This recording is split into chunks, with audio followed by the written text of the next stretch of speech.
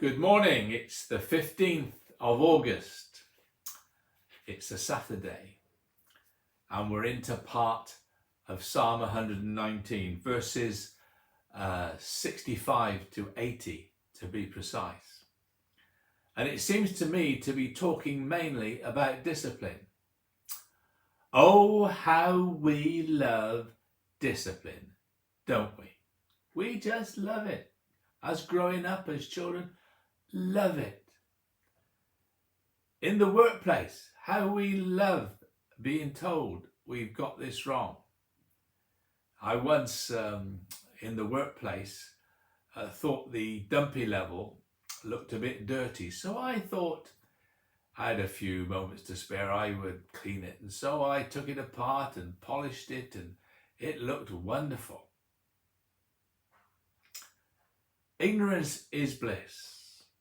When the surveyor, the site agent, took it out to do some levelling, he couldn't seem to work out why it wasn't working. What Ed Norton didn't know was the fact that in order for it to work, there had to be crossed hairs. And Ed had cleaned the crossed hairs off. Sad, but true. I didn't get a real telling off, I just got the silent treatment. And it cost some money to be sent away to have the crossed hairs replaced. Two little boys upstairs in the bedroom one Sunday afternoon. Okay?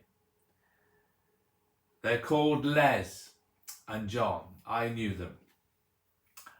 John's wife, who I worked with, Mary, she told me this story. They were playing upstairs in the bedroom and all seemed quiet and it was good. Mum and Dad were downstairs. And I think the playing got a little bit boisterous and all of a sudden, crash.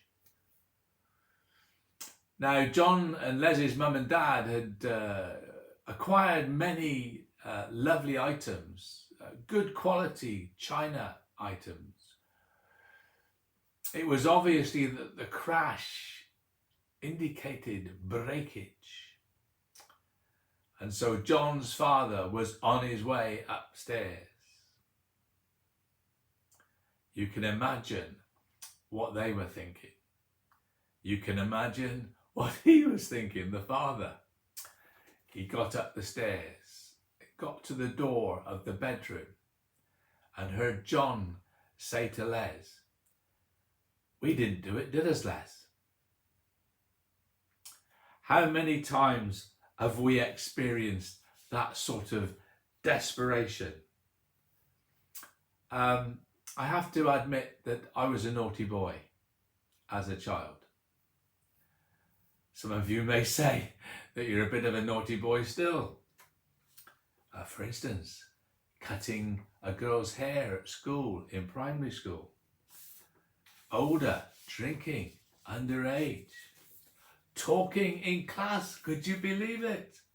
Fighting with guys at school, fighting with my brother. Talking back to parents and school teachers. Stealing various things.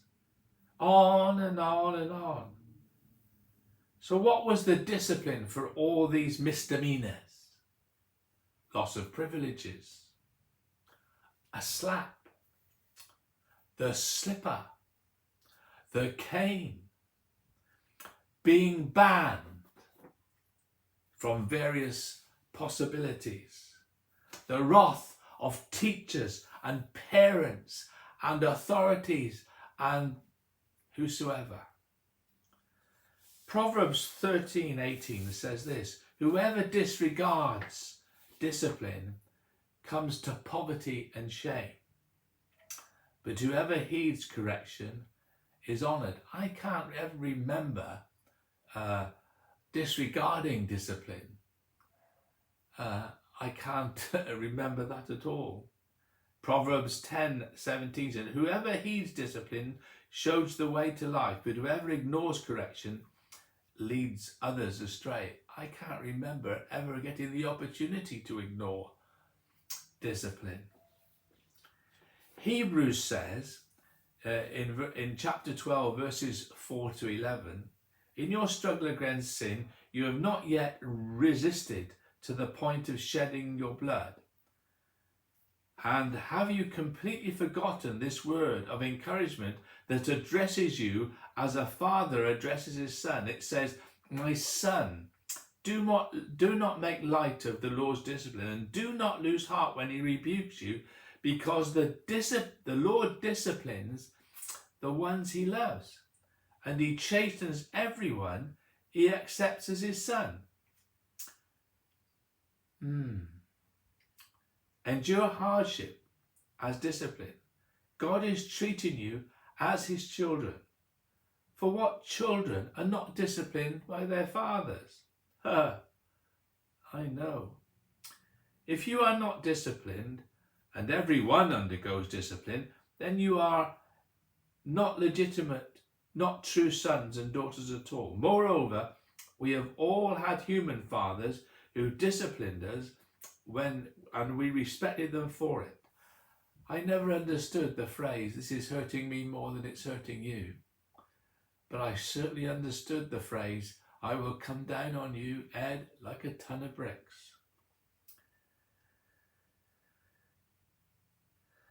They disciplined us for our good, as they thought best. But God disciplines us for our good, in order that we may share in his holiness. No discipline, get this, it's saying the complete obvious, I know, but no discipline seems pleasant at the time, but painful. Later on, however, it produces a harvest of righteousness and peace for those who have been trained by it.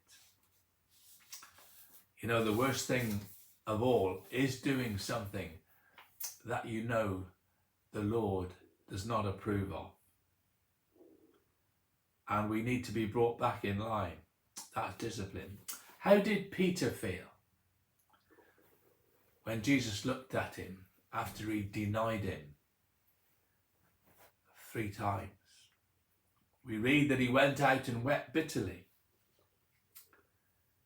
This is the same Peter who had previously said under supernatural revelation that Jesus was the Christ of God, the Messiah. The glorious thing for Peter was the fact that Jesus sought him out. And in John 21, we read of that encounter that he had with Jesus. Jesus doesn't make it easy for him. He talks to him 3 times like he was denied 3 times. But after that encounter with Jesus, Peter knows he's back in the fold. So, brothers and sisters, the Word of God are his instructions for living living his life, the Christian life in all its fullness. If we wander off, there is also always open arms ready to welcome us back and to put us right. So John 21, 18 to 19 says, very truly I tell you, when you were younger, you dressed yourself, this is Jesus speaking to Peter, and you went where you wanted. But when you are old, you will stretch out your hands, and someone else will dress you and will lead you where you do not want to go. Jesus said this to indicate the kind of death which Peter would glorify God. Then he said to him, follow me, follow me. Isn't that great? Peter, after his fall from grace, if you like, meets up with Jesus. Jesus disciplines him and then looks at him and say, sorted, you follow me. Brothers and sisters, let's be those sort of people that allow God through his word to sort us out, and then we can follow him as he calls us. God bless you.